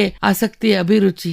ನಮ್ಮ ಊರು, ಮೂಲ ಊರು ಬೆಳಗಾವಿ ಜಿಲ್ಲೆ ಅಥಣಿ ತಾಲೂಕಿನ ಸತ್ತಿ ಅನ್ನುವಂತ ಒಂದು ಊರು, ಕೃಷ್ಣಾ ನದಿ ದಂಡೆಯ ಊರು. ನಾನು ಹೈಸ್ಕೂಲ್ ಶಿಕ್ಷಣವನ್ನು ಮಾಡಿಕೊಂಡಿದ್ದು ಅಥಣಿ. ಎಲ್ರಿಗೂ ಗೊತ್ತಿರುವಂಗೆ ಅದು ಬಯಲು ಸೀಮೆ ಊರು, ಹಸಿರು ಕಡಿಮೆ. ನಾನು MBBS ಓದ್ಲಿಕ್ಕೆ KMCಗೆ ಬಂದೆ. ನನ್ನ ಓದು, ನನ್ನ ಸುತ್ತಾಟ ಇವುಗಳಿಂದಾಗಿ ಪರಿಸರದೊಳಗೆ ನನಗೆ ಹೆಚ್ಚು ಆಸಕ್ತಿ ಹುಟ್ಟಿತು. ಧಾರವಾಡಕ್ಕೆ ಬಂದು ವೃತ್ತಿಯನ್ನು ಪ್ರಾರಂಭ ಮಾಡಿದ ಮೇಲೆ ನಾನೇನು ಅನ್ಕೊಂಡೆ, ಹೆಂಗಿದ್ರು ನಾನು ಇಲ್ಲಿ ವೃತ್ತಿ ಜೀವನವನ್ನು ಪ್ರಾರಂಭ ಮಾಡ್ಕೊಂಡಿದ್ದೀನಿ. ಹಾಗಾಗಿ ನನ್ನ ಕೃಷಿಯ ವಿಚಾರ, ಪರಿಸರದ ವಿಚಾರ ಇದೆಲ್ಲವೂ ಸರಿಯಾಗಿ ಬೆಳಿಬೇಕು ಅಂತ ಆದ್ರೆ ಇಲ್ಲಿಯೇ ನಾನು ಜಮೀನು ತಗೊಂಡ್ಬಿಟ್ಟು ಕೃಷಿ ಪ್ರಾರಂಭ ಮಾಡಬೇಕು ಅಂತ. ಆ ನಿಟ್ಟಿನಲ್ಲಿ 30 ವರ್ಷಗಳ ಹಿಂದೆ ಧಾರವಾಡದಿಂದ 10 ಕಿಲೋಮೀಟರ್ ಅಂತರದೊಳಗೆ ನಾವು 17 ಎಕರೆ ಬೋಳಾಗಿದ್ದಂತ, ಬರಡಾಗಿದ್ದಂತ ಜಮೀನನ್ನು ಖರೀದಿ ಮಾಡಿ ಅಲ್ಲಿ ಪರಿಸರ ಸ್ನೇಹಿ ಕೃಷಿ, ಸಾವಯವ ಕೃಷಿ ಪ್ರಾರಂಭ ಮಾಡ್ಕೊಂಡ್ವಿ. ಸುಮನ ಸಂಗಮ ಕಾಡು ತೋಟ ಅಂತ. ಅಲ್ಲಿ ಇವತ್ತು ಎಲ್ಲಾ ಥರದ ಹಣ್ಣಿನ ಮರಗಳು, ಸ್ವಲ್ಪ ಕೃಷಿ, ಅದು ಭತ್ತ ಇರ್ಬೋದು, ಅರಿಶಿಣ ಬೆಳೆಯೋದಿರ್ಬೋದು, ಮತ್ತೊಂದಿರ್ಬೋದು, ಈ ರೀತಿಯ ಪ್ರಯತ್ನವನ್ನು ಅಂದರೆ ಒಂದು ಹಂತದ ನಂತರ, ಮೊದಲಿನ 10-15 ವರ್ಷಗಳ ನಂತರ ನಮ್ಮ ಅರಿವಿಗೆ ಬಂದದ್ದೇನು ಅಂತಂದ್ರೆ, ಇದನ್ನು ಅರಣ್ಯವನ್ನಾಗಿಯೇ ಮಾಡಿಬಿಡೋಣ, ಅರಣ್ಯವೇ ಗುರು, ಅರಣ್ಯವೇ ಗುರಿ ಅನ್ನೋ ಧ್ಯೇಯವನ್ನು ಇಟ್ಕೊಂಡ್ಬಿಟ್ಟು ಇವತ್ತು ಅದು ಬಹಳಷ್ಟು ವೈವಿಧ್ಯ ಇರುವಂತಹ ಒಂದು ತಾಣ ಆಗಿದ್ದದೆ. ಸಸ್ಯರಾಶಿಯನ್ನು ಹಿಂಬಾಲಿಸಿ ಅಲ್ಲಿ ಪ್ರಾಣಿಗಳು, ಪಕ್ಷಿಗಳು, ಕ್ರಿಮಿಕೀಟಗಳು ಇವೆಲ್ಲವೂ ವೈವಿಧ್ಯಮಯವಾಗಿ ಅಲ್ಲಿ ಸೇರ್ಕೊಳ್ತಾ ಇರೋದನ್ನ ನಾವು ನೋಡ್ತೀವಿ ಅಲ್ಲಿ. ಅಂದ್ರೆ ಇವತ್ತು ಪ್ರಸ್ತುತವಾಗಿ ನಾವು ನೋಡಿದ್ರೆ ನಮ್ಮ ಪಕ್ಷಿಗಳಿಗೆ ಗಿಡಗಳ ಕೊರತೆ ಇದೆ ಇವತ್ತು. ಅಂತದ್ರಲ್ಲಿ ಈ ಸುಮನ ಸಂಗಮ ಒಂದು ನಮ್ಮ ಪಕ್ಷಿಗಳಿಗೆ ಒಳ್ಳೆ ತಾಣ ಆಗಿದೆ ಅಂತ ಹೇಳ್ಬೋದು. ಯಥೇಚ್ಛವಾಗಿ ಹಣ್ಣುಗಳು ಸಿಗ್ತದೆ, ಮರದಿಂದ ಮರಕ್ಕೆ ಹಾರ್ತಾ ಪಕ್ಷಿಗಳ ಕಲರವ ತಮ್ಮ ತೋಟದಲ್ಲಿ ಸದಾಕಾಲ ಇರ್ತದೆ ಅಂತ ಹೇಳ್ತೀರಿ. ಹೌದು. ಸುಮಾರು ಈಗ ನಮ್ಮ ಸ್ನೇಹಿತರೊಬ್ಬರು ಬಂದು ಗಣತಿ ಮಾಡಿದ್ರು, ಪಕ್ಷಿ ಗಣತಿ ಮಾಡಿದ್ರು. 80 ತರದ ಪಕ್ಷಿಗಳಲ್ಲಿರೋದನ್ನ ನಾವು ಗೊತ್ತು ಮಾಡ್ಕೊಂಡಿದೀವಿ. ಸುಮಾರು 20 ತರದ ಕಪ್ಪೆಗಳು, ಒಂದು 25 ತರದ ಅಣಬೆಗಳು, 20 ತರದ ಜೇಡರ ಬಲೆಗಳು. ಅಂದ್ರೆ ಒಟ್ಟಾರೆಯಾಗಿ ಜೀವ ವೈವಿಧ್ಯ ಬೆಳೀತಾ ಇರೋದು, ಸಮೃದ್ಧವಾಗಿ ಅಲ್ಲಿ ಅಭಿವೃದ್ಧಿ ಆಗ್ತಾ ಇರೋದನ್ನ ನಾವು ನೋಡ್ತೀವಿ. ಬಹಳ ಖುಷಿಯ ವಿಚಾರ ಇವತ್ತು. ಯಾಕಂದ್ರೆ ಪರಿಸರ ಎಲ್ಲಿ ಹೋಗ್ತಾ ಇದೆ, ನಾವೆಲ್ಲಿಗೆ ಹೋಗ್ತಾ ಇದ್ದೇವೆ ಅಂತ ಚರ್ಚೆ ಮಾಡೋ ಈ ಕಾಲದಲ್ಲಿ ಇಂಥ ಒಂದು ತೋಟ ಇದೆ, ಇಂಥಲ್ಲಿ ಜೀವ ವೈವಿಧ್ಯವನ್ನ ನಾವು ನೋಡಬಹುದು ಅನ್ನೋದು ಬಹಳ ಖುಷಿಯ ವಿಚಾರ. ಡಾಕ್ಟರ್ ಸಂಜೀವ್ ಕುಲಕರ್ಣಿ ಅವರೇ, ತಾವು ಗಾಂಧಿ ಅವರ ವಿಚಾರಧಾರೆಯಿಂದ ಬಹಳ ಪ್ರಭಾವಿತರಾಗಿದ್ದೀರಿ. ಗಾಂಧಿ ಶಾಂತಿ ಪ್ರತಿಷ್ಠಾನ ಕೇಂದ್ರದ ಅಧ್ಯಕ್ಷರಾಗಿ ಕೂಡ ಕಾರ್ಯನಿರ್ವಹಿಸ್ತಾ ಇದ್ದೀರಿ. ಜೊತೆಗೆ ಗಾಂಧಿ ಅವರ ಅಚ್ಚುಮೆಚ್ಚಿನ ವಿಷಯವಾದಂತ ನೂಲುವಿಕೆ, ಇದನ್ನು ಕೂಡ ತಾವು ಮೈಗೂಡಿಸಿಕೊಂಡಿದ್ದೀರಿ. ಇದನ್ನು ಹೇಗ್ ಮಾಡ್ತಾ ಇದ್ದೀರಿ? ಹೌದು, ನಾನು MBBS ಓದ್ತಾ ಇದ್ದಾಗ್ಲಿಂದನೇ ಗಾಂಧಿಯ ವಿಚಾರಗಳನ್ನ ತಿಳ್ಕೊಲಿಕ್ಕೆ ಪ್ರಯತ್ನ ಮಾಡಿದೆ ಮತ್ತು ನನ್ನ ಬದುಕಿನೊಳಗೆ ಅಳವಡಿಸಿಕೊಳ್ಳಿಕ್ಕೆ ಶುರು ಮಾಡಿದೆ. ಹಾಗಾಗಿ ಅವತ್ತಿನಿಂದ ಇವತ್ತಿನವರೆಗೂ ನಾನು ಖಾದಿ ಬಟ್ಟೆಗಳನ್ನೇ ಧರಿಸಿಕೊಂಡು ಬಂದೆ. ಆದ್ರೆ ಮತ್ತೆ ಸಾಕಷ್ಟು ಕಾಲಾವಧಿಯ ನಂತರ ಚರಕ ಅನ್ನೋದು ನನಗೆ ನನಗೆ ಸಿಕ್ತು ಸ್ನೇಹಿತರ ಮೂಲಕ. ನಾನು ಚರಕಾದಿಂದ ನೂಲು ತೆಗೆಯೋದನ್ನು ಕಲಿತೆ. ನೂಲು ತೆಗೆದು ಆ ನೂಲನ್ನು ಖಾದಿ ಭಂಡಾರಕ್ಕೆ ಕೊಟ್ಟು ಅವ್ರು ಅದನ್ನು ನೇಯ್ದು ಬಟ್ಟೆ ಮಾಡಿಕೊಟ್ಟು ನಾವು ಅಂಗಿ ಹೊಲಿಸ್ಕೊಳ್ಳೋದು, ಇದನ್ನೆಲ್ಲ ಈ ಪ್ರಯತ್ನದೊಳಗೆ ನನಗೆ ಅನುಭವಕ್ಕೆ ಬಂದಿದ್ದ ಮಾತೇನಂದ್ರೆ, ಈ ನೂಲುವುದು ಅಂತೇನಂತೀವೋ, ಚರಕಾದಿಂದ ನೂಲುವುದು, ಅದು ಒಂದು ಬಹಳ ಒಳ್ಳೆಯ ಧ್ಯಾನ. ನೀವು ಅರ್ಧ ತಾಸೋ ನಿಮ್ಮದೇ ಒಂದು ಜಗತ್ತಿನೊಳಗೆ ಹೋಗಿಬಿಡ್ತೀರಿ ನೂಲ್ತಾ ನೂಲ್ತಾ ನೂಲ್ತಾ. ಮತ್ತು ಕಾಯಕ ಜೀವಿಗಳ ಜೊತೆ ಒಂದು ಜೀವಂತ ಸಂಬಂಧ ಏರ್ಪಾಡು ಮಾಡ್ಕೊಲಿಕ್ಕಾಗ್ತದೆ. ಹತ್ತಿ ಬೆಳೆಯೋ ರೈತ, ಚರಕ ಮಾಡುವಂಥ ಬಡಿಗ, ಆಮೇಲೆ ನೇಯುವಂಥ ನೇಕಾರ, ಬಣ್ಣ ಹಾಕುವಂಥ ಬಣ್ಣಗಾರ, ನಾವು ಯಾರನ್ನು ಕಾಯಕ ಜೀವಿಗಳು ಅಂತ ನಮ್ಮ ಸಮಾಜದೊಳಗೆ ಗುರುತಿಸ್ತೀವೋ ಅವ್ರ ಜೊತೆ ನನ್ನ ಜೀವಂತ ಸಂಬಂಧ ಏರ್ಪಾಡು ಮಾಡ್ಲಿಕ್ಕೆ ಆಗ್ತದೆ ಅನ್ನುವಂಥದ್ದು, ಅದು ಸಂತೋಷ. ಮತ್ತು ಎರಡನೇದ್ದು, ಈ ಚರಕ ಮತ್ತು ನೂಲುವ ಹವ್ಯಾಸದಿಂದಾಗಿ ನಮ್ಮ ದೇಶದ ಚರಿತ್ರೆಯನ್ನು ಹೆಚ್ಚು ಸರಿಯಾಗಿ, ಗಾಂಧೀಜಿ ಮತ್ತು ಆ ಸ್ವಾತಂತ್ರ್ಯ ಚಳುವಳಿಯ ಹೋರಾಟ ಏನಿತ್ತು ಅದು ಎಲ್ಲವನ್ನೂ ಸರಿಯಾಗಿ ತಿಳ್ಕೊಲಿಕ್ಕೆ ನನಗೆ ಸಾಧ್ಯ ಆಗಿದ್ದದೆ. ಈಗ ಗಾಂಧೀಜಿಯವರ ವಿಚಾರಧಾರೆ ಅಂದ್ರೆ ಅದು ಅಪಾರವಾದ ಸಾಗರದಷ್ಟು ಇದೆ. ತಮ್ಮ ಮೇಲೆ ಪ್ರಭಾವ ಬೀರಿದ್ದು ಯಾವುದು? ಒಂದು ಸರಳತೆ. ಗಾಂಧಿಯವರು ತಮ್ಮ ಬದುಕಿನೊಳಗೆ ಏನು ಮತ್ತೆ ಮತ್ತೆ ಪ್ರಯೋಗಗಳನ್ನು ಮಾಡ್ತಾ ಮಾಡ್ತಾ ಸರಳವಾದಂಥ ಬದುಕನ್ನು ಏನು ಅನ್ವಯ ಮಾಡಿಕೊಂಡ್ರು, ಅನುಷ್ಠಾನಕ್ಕೆ ತಂದುಕೊಂಡ್ರು, ನನಗೆ ಬಹಳ ಪ್ರಿಯವಾದದ್ದು ಅದು. ಯಾಕಂತಂದ್ರೆ ಇವತ್ತು ನಾವೇನು ಹವಾಮಾನ ಸಂಕಷ್ಟ, ಭೂತಾಪ ಹೆಚ್ಚಳದಂಥ ಬಹಳ ದೊಡ್ಡ ಸಮಸ್ಯೆಗಳನ್ನು ಎದುರಿಸ್ತಾ ಇದ್ದೀವಿ. ಅದಕ್ಕೆ ವಿಜ್ಞಾನಿಗಳು ಹೇಳುವಂಥ ಪರಿಹಾರ ಅಂದರೆ ಝೀರೋ ಕಾರ್ಬನ್ ಲೈಫ್ ಸ್ಟೈಲ್ ನಾವೆಲ್ಲರೂ ಅಳವಡಿಸ್ಕೊಳ್ಬೇಕು. ಆದಷ್ಟು ಕಡಿಮೆ ಸಂಪನ್ಮೂಲಗಳನ್ನು ಬಳಸಿ ನಮ್ಮ ಜೀವನ ಶೈಲಿಯನ್ನು ರೂಪಿಸ್ಕೊಳ್ಬೇಕು ಅಂತ. ಆ ಒಂದು ವಿಷಯವನ್ನು ನಾವು ಗಾಂಧೀಜಿ ಅವರಿಂದನೇ ಕಲಿಯಬಹುದು. ಎರಡನೇದ್ದು, ಶ್ರಮಪೂರ್ಣ ಬದುಕು. ಇವತ್ತು ಸಾಮಾನ್ಯವಾಗಿ ನಾವು ನಮ್ಮ ಜೀವನದ ಸಂತೋಷಮಯ ಬದುಕು ಏನಂದ್ರೆ ಶರೀರ ಶ್ರಮ ಬಹಳ ಕಡಿಮೆ ಇರಬೇಕು ಅಂತ ಅನ್ನೋದು. ಆದ್ರೆ ಆರೋಗ್ಯಕ್ಕೆ ಅದು ಒಳ್ಳೆಯದಲ್ಲ. ಹಾಗಾಗಿ ಶರೀರ ಶ್ರಮ ಇರುವಂತಹ ಬದುಕು, ಶರೀರ ಶ್ರಮದ ಎಲ್ಲಾ ಕೆಲಸಗಳು ಅಷ್ಟೇ ಮಹತ್ವದ್ದು, ಶರೀರ ಶ್ರಮ ಕೀಳಲ್ಲ ಅನ್ನುವಂಥದ್ದು ಒಂದೇನು ತಿಳುವಳಿಕೆ ಇದೆಯೋ ಅದನ್ನು ಕೂಡ ಗಾಂಧೀಜಿ ಅವರಿಂದನೇ ಕಲಿತಿದ್ದು. ಹಾಗಾಗಿ ಗಾಂಧೀಜಿಯವರ ಕುರಿತಾದ ಹಲವಾರು ಪುಸ್ತಕಗಳನ್ನ ನಿರಂತರವಾಗಿ ಓದಿ ಅವರ ಒಂದು ವಿಚಾರಧಾರೆಯನ್ನ ತಾವು ಅರಗಿಸ್ಕೊಂಡಿದ್ದೀರಿ, ಪ್ರಯತ್ನ ಮಾಡ್ತಾ ಇದ್ದೀನಿ. ಈಗ ಡಾಕ್ಟರ್, ಆಧ್ಯಾತ್ಮ, ಧ್ಯಾನ ಇದರ ಕಡೆನೂ ಕೂಡ ತಮ್ಮ ಒಲವು ಜಾಸ್ತಿ. ಅಂದ್ರೆ ಆಧ್ಯಾತ್ಮಿಕ ಪುಸ್ತಕಗಳನ್ನ ಇಷ್ಟಪಡ್ತಿರೋ ಅಥವಾ ಧ್ಯಾನದಿಂದ ನಾವು ಮನಃಶಾಂತಿಯನ್ನ ಪಡಿಬಹುದು ಇವತ್ತಿನ ಕಾಲದಲ್ಲಿ ಅಂತ ಹೇಳ್ತಿರೋ, ಹೇಗೆ? ಇದು ಕೂಡ ಸುಮಾರು 25 ವರ್ಷಗಳ ಹಿಂದೆ ನನ್ನ ಓದುವ ಹವ್ಯಾಸದಿಂದಲೇ ನನಗೆ ಸಿಕ್ಕಿದ್ದು. ಝೆನ್ ಅನ್ನುವಂಥದ್ದು ಒಂದೇನು ಬೌದ್ಧ ಮತದ ಶಾಖೆ ಇದೆಯೋ ಅದರ ಚಿತ್ರ ವಿಚಿತ್ರ ಕಥೆಗಳನ್ನು ಓದ್ತಾ ನಾನು ಈ ಝೆನ್ ಅಂದರೆ ಏನು ಅನ್ನೋದನ್ನು ಹೆಚ್ಚು ಹುಡುಕ್ಲಿಕ್ಕೆ ಶುರು ಮಾಡಿದೆ, ಓದ್ಕೊಳ್ಳಿಕ್ಕೆ ಶುರು ಮಾಡಿದೆ. ಝೆನ್ ಅನ್ನೋ ಶಬ್ದದ ಮೂಲ ಬರೋದೇ ಯಾವುದು ಮೂಲದೊಳಗೆ ಪ್ರಾಕೃತ ಭಾಷೆಯೊಳಗೆ ಝಾನ್ ಅಂತ ಇತ್ತು, ಅದು ಮುಂದೆ ಸಂಸ್ಕೃತದೊಳಗೆ ಧ್ಯಾನ ಆಗ್ತದೆ. ಧ್ಯಾನ ಅನ್ನೋದನ್ನ ಯಾವಾಗ ಬೌದ್ಧ ಭಿಕ್ಷುಗಳು ಚೀನಾಕ್ ತಗೊಂಡು ಹೋದ್ರು, ಚೀನಿ ಭಾಷೆಯೊಳಗೆ ಅದು ಚಾನ್ ಆಯ್ತು, ಮುಂದೆ ಅದು ಜಪಾನಕ್ಕೆ ಹೋದಾಗ ಅದು ಝೆನ್ ಆಯ್ತು. ಝೆನ್ ಅಂದ್ರೆ ಧ್ಯಾನನೇ. ಹಾಗಾಗಿ ಈ ಝೆನ್ ಸಿದ್ಧಾಂತವನ್ನು ಹೆಚ್ಚು ತಿಳ್ಕೊಳ್ಳಿಕ್ಕೆ ಶುರು ಮಾಡಿದ್ಮೇಲೆ ಧ್ಯಾನದ ಮಹತ್ವ ನನಗೆ ಗೊತ್ತಾಗ್ಲಿಕ್ಕೆ ಶುರು ಆಯ್ತು. ನಾನು ಧ್ಯಾನ ಮಾಡೋದನ್ನು ರೂಢಿಸ್ಕೊಳ್ಳಿಕ್ಕೆ ಶುರು ಮಾಡಿದೆ. ಅದು ಮುಂದೆ ಒಂದು ಸರಳವಾದಂಥ ಆಧ್ಯಾತ್ಮ ಅಂದ್ರೆ ಯಾವುದು, ಸ್ವತಂತ್ರವಾದಂಥ ಆಧ್ಯಾತ್ಮ ಅಂದ್ರೆ ಯಾವುದು, ಕಾಯಕವೇ ಕೈಲಾಸ ಅನ್ನುವಂಥದ್ದು ಒಂದು ದೊಡ್ಡ ವಾಕ್ಯವನ್ನು ನಾವು ನೋಡ್ತೀವಿ. ಕಾಯಕದಿಂದ ಕೈಲಾಸ ಅಲ್ಲ, ಕಾಯಕವೇ ಕೈಲಾಸ. ಈ ಥರದ ಆಧ್ಯಾತ್ಮ ಇದೆಯಲ್ಲ, ಇದು ನನಗೆ ಹೆಚ್ಚು ಸರಿ ಅಂತ ಅನಿಸ್ತದೆ. ನಾನು ಅದನ್ನ ರೂಢಿಸ್ಕೊಳ್ಳಿಕ್ಕೆ, ಬಾಳ್ಲಿಕ್ಕೆ ಪ್ರಯತ್ನ ಮಾಡ್ತಾ ಇದ್ದೀನಿ. ಇನ್ನು ಧ್ಯಾನ ನನ್ನದೇ ಆದಂತಹ ಒಂದು ಝೆನ್ ಹಿನ್ನೆಲೆಯ ಧ್ಯಾನವನ್ನು ನಾನು ರೂಢಿಸ್ಕೊಂಡಿನಿ. ದಿನಾಲೂ ಧ್ಯಾನ ಮಾಡ್ತೀನಿ. ನಮ್ಮ ಮನೆಯೊಳಗೆ ನಾವು ಈಗಿರುವಂತಹ ಮನೆಯನ್ನು ರೂಪಿಸಿಕೊಳ್ಳುವಾಗ ಅಲ್ಲಿಯ ಒಂದು ಏನು ಜಾಗದ ಒಂದು ಅನುಕೂಲ ಮಾಡ್ಕೊಂಡ್ಬಿಟ್ಟು ಒಂದು ಸಣ್ಣ ಗವಿ ಅನ್ನುವಂತಹದ್ದನ್ನು ರೂಪಿಸ್ಕೊಂಡಿದೀವಿ ಮನೆಯೊಳಗನೆ. ಬಹಳ ಪ್ರಶಾಂತವಾದಂತಹ, ಹೊರಗಿನ ಯಾವ ಸದ್ದೂ ಬರದಂತಹ ಒಂದು ವ್ಯವಸ್ಥೆಯನ್ನು ಮಾಡ್ಕೊಂಡಿರೋದ್ರಿಂದ ಧ್ಯಾನ ಮಾಡ್ಕೊಳ್ಳೋದು ನನ್ನ ಪ್ರತಿನಿತ್ಯದ ಒಂದು ತಪ್ಪದ ಸಂಗತಿ. ಅಂದ್ರೆ ಆ ಪ್ರಶಾಂತ ತಾಣದಲ್ಲಿ ಕುಳಿತುಕೊಂಡು ತಾವು ಧ್ಯಾನಾಸಕ್ತರಾಗ್ತೀರಿ. ಹೌದು, ಅದು ದಿನನಿತ್ಯದ ಅಭ್ಯಾಸ. ಇದರ ಅನುಭವದ ಫಲವಾಗಿಯೇ ಒಂದು ಬೊಗಸೆ ಧ್ಯಾನ ಅನ್ನುವಂತ ಪುಸ್ತಕನೂ ಬರೀಲಿಕ್ಕೆ ಸಾಧ್ಯ ಆಯ್ತು ನನಗೆ.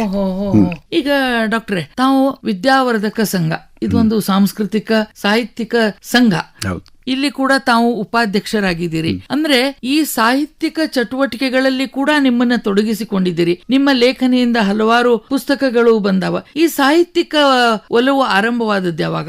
ಬಹುಶಃ ಹೌದು. ನಾನು ಹಿಂದಕ್ಕೆ ತಿರುಗಿ ನೋಡಿದಾಗ ನಾನು 8, 9ನೇ ತರಗತಿಯೊಳಗೆ ಇದ್ದಾಗಲೇ ಕವಿತೆಗಳನ್ನು ಬರೀಲಿಕ್ಕೆ ಶುರು ಮಾಡಿದೆ. MBBS ಓದುವಾಗ ಅದು ಸ್ವಲ್ಪ ಹೆಚ್ಚು ಅಭಿವೃದ್ಧಿ ಆಯಿತು. ಧಾರವಾಡಕ್ಕೆ ಬಂದು ವೃತ್ತಿ ಜೀವನ ಪ್ರಾರಂಭ ಮಾಡಿದ ಮೇಲೆ ಧಾರವಾಡದೊಳಗಿನ ಸಾಹಿತ್ಯಿಕ ವಾತಾವರಣ, ಸಾಂಸ್ಕೃತಿಕ ವಾತಾವರಣ ಇದು ಹೆಚ್ಚು ಬೆಳಿಲಿಕ್ಕೆ ನನಗೆ ಅವಕಾಶ ಮಾಡಿಕೊಡ್ತು. ಹಾಗಾಗಿ ನಾನು ಕವಿತೆಗಳನ್ನು ಬರಿತಾ ಇರ್ತೀನಿ. ನನ್ನ ಕವಿತೆಗಳು ಬೇರೆ ಬೇರೆ ಪತ್ರಿಕೆಗಳಲ್ಲಿ ಪ್ರಕಟ ಆಗ್ತವೆ. ಕವನ ಸಂಗ್ರಹ ಬಂದಿದ್ದದೆ, ಧ್ಯಾನದ ಕುರಿತಾದಂಥ ಪುಸ್ತಕ, ಸ್ವದೇಶಿ ಮತ್ತು ಪರಿಸರದ ಪುಸ್ತಕ, 1-2-3 ಅನುವಾದಗಳು, ಅದು ಝೆನ್ ಬಗೆಗಿನ ಅನುವಾದ ಆಗಿರ್ಬೋದು, ರೂಮಿ ಕವಿತೆಯ ಅನುವಾದ ಆಗಿರ್ಬೋದು, ಇಂಥವುಗಳನ್ನು ಕೂಡ ಪ್ರಕಟ ಮಾಡ್ಲಿಕ್ಕೆ ಸಾಧ್ಯ ಆಗಿದ್ದದೆ.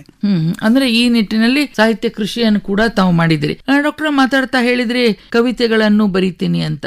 ಅಂದ್ರೆ ಈ ಕವಿತೆಗಳ ವಿಷಯ, ವಸ್ತು ಇದು ಕೂಡ ನಿಮ್ಮ ಹವ್ಯಾಸ ಪ್ರವೃತ್ತಿಗಳನ್ನ ಆಧಾರಿತನಾಗಿರ್ತದೋ ಅಥವಾ ನಿಮ್ಮ ಕಲ್ಪನಾ ಶಕ್ತಿಯನ್ನ ಗರಿಗೆದರಿಸಿ ಅದರ ಮೂಲಕ ಕವನಗಳನ್ನ ಬರೀತೀರ?